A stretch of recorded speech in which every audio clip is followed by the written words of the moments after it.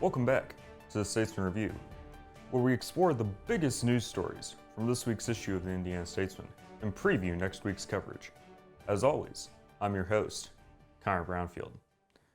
We begin today with the Black History Month Kickoff Social Hour, which marks the beginning of Indiana State's Black History Month celebrations.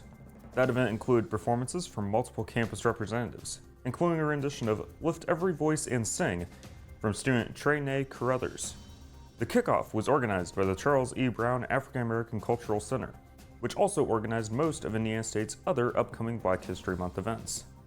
Last night, the Career Center hosted the Black Women Leadership Panel, while the coming weeks will feature events like Sycamore Sessions and a regional soul cuisine event. Another one of Indiana State's Black History Month celebrations took place on Monday night. It was the next installment of the Indiana State Speaker Series.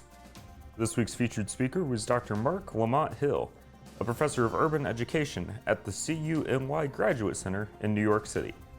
Hill delivered a lecture focused on Dr. Martin Luther King Jr.'s I Have a Dream speech and argued that people need to do a better job of listening to one another.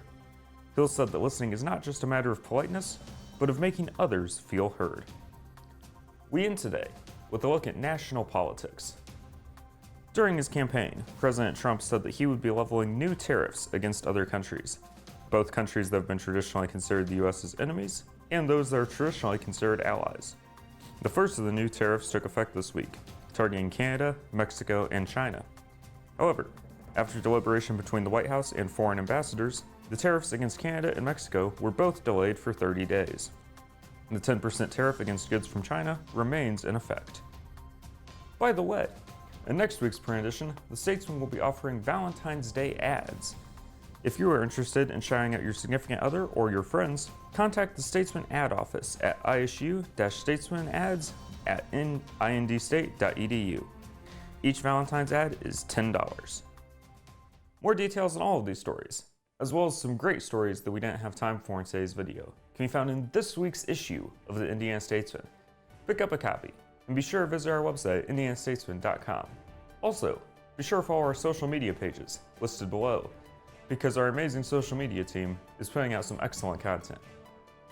In the meantime, thank you for joining me today on the Statesman Review. I'm Connor Brownfield. Take it easy.